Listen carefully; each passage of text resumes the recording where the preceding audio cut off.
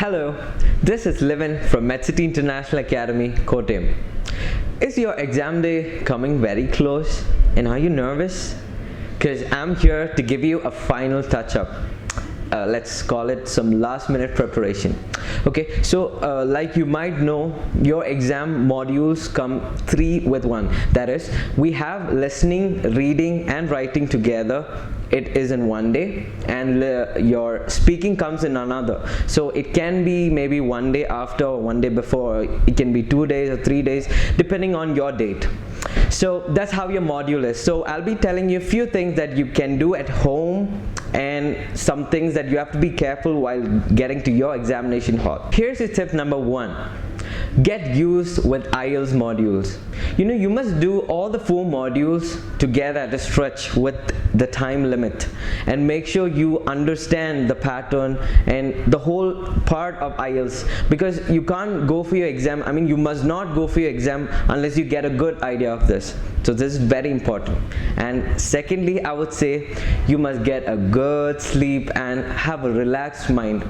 So I'd suggest you not to touch your textbooks maybe at least 24 hours before your examination. You must stop studying then, because you're not going to make a big difference in the last few minutes. So you just keep your mind relaxed and have a good and sound sleep. So along with that, another one main important part is to have a good food before you go for your exam. Once you are up in the morning, have a good breakfast, that is, let's say, protein and fat rich food, and try to avoid chocolates or caffeine containing materials like coffee, because they can hike you up, but at the same time they might put you down, like you could crash during your reading. So go for protein rich foods. For your tip number 4, I'd say you should get some warm-up.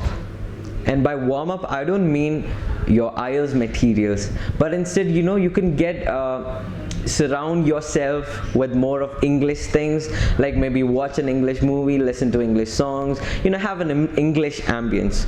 So that is a very good thing. Along with that, let's call it tip number 5, get some motivation. Understand why you are going to write this examination and your motive behind it. So get yourself determined and get ready for your examination. Now, the next thing that you should be careful about is to arrive in your examination center before time. Please don't get there on time and do everything in a hurry. Get settled maybe at least half an hour, or let's say 1 hour before. Now, the next thing that I'm gonna tell you is very important, because they are the things that you must carry to your examination hall. First and foremost, you need to have your original passport with you along with the color copy. Then you need to carry your hall ticket, which is a print of the mail from your concerned authority. Then you must carry your pencils, obviously, because you write with it. So try to have at least 2 or 3 extra pencils, and we'd suggest you have some extra dark pencils. And then you must carry an eraser, a sharpener, and you must only carry transparent pouch if at all you're using it.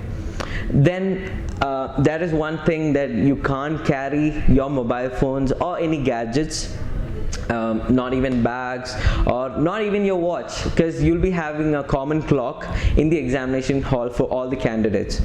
And then another thing that I would suggest personally is, when I was doing my examination, I was sitting right under the air conditioner and I was freezing there, but I wish I had carried a jacket. So I think if you're someone who are not very comfortable with a cold room, I'd suggest you carry a jacket or a sweater or anything like that that keeps you warm during your examination, because you don't want any distractions while you write your examination. You need to be as comfortable as you can. And along with that, there is another thing that I would like to add to it. You won't be given any toilet breaks once your examination starts. So like we know, all the 3 modules, that is listening, reading and writing, comes together.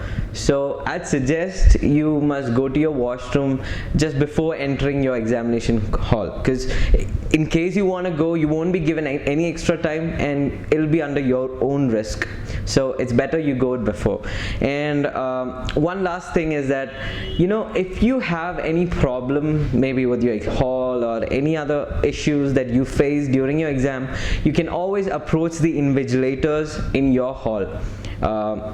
but make sure you listen to all their instructions, and when they ask you to stop writing, please do, because you don't want to take an extra minute or get their wrong remarks, because that's not good. So just make sure you listen to their instructions very well and just take care of it, okay? Please don't get nervous, because that's not going to help you in any way. And I mean, it haven't helped anyone so far, like ever. So there is no point in getting nervous. Plus that can let you screw up your examination, like whatever you know you might forget and everything. So please don't get nervous at all. Stay relaxed and be calm and do your IELTS well. I'd also like to include one common mistake that we see. You know, you got to be very careful when you answer your reading and listening, because both the answer sheets come together. So make sure when you write your listening answers, it is under listening, and when you write your reading answers, it's under reading. Don't change it, because you'll lose all your marks. So be careful. And one last thing, once you are done with your examination, I'd say you forget about your examination, because don't say, oh God, I wish if I had done it this way and that way, because it doesn't make sense, because there's no difference that you make once you worry after your examination. So just forget about it and just maybe think about it the day before your results come out, okay? And another thing, and this is your final tip that I would give you. So once your result is out, hopefully you get through, but if you don't, I'd say you don't worry, because it's not the end of the world. There is one thing that you could do, that is you can approach us, you can call us or come to us, because we will be ready to help. And what we believe is that each and every student, each and every candidate can achieve their score and above their score if they have the right teacher and a right perspective, you know, have a right mindset. So do contact us and do come visit us, and we'll be able to help you, and we'll be happy to help you too. So thank you and all the best.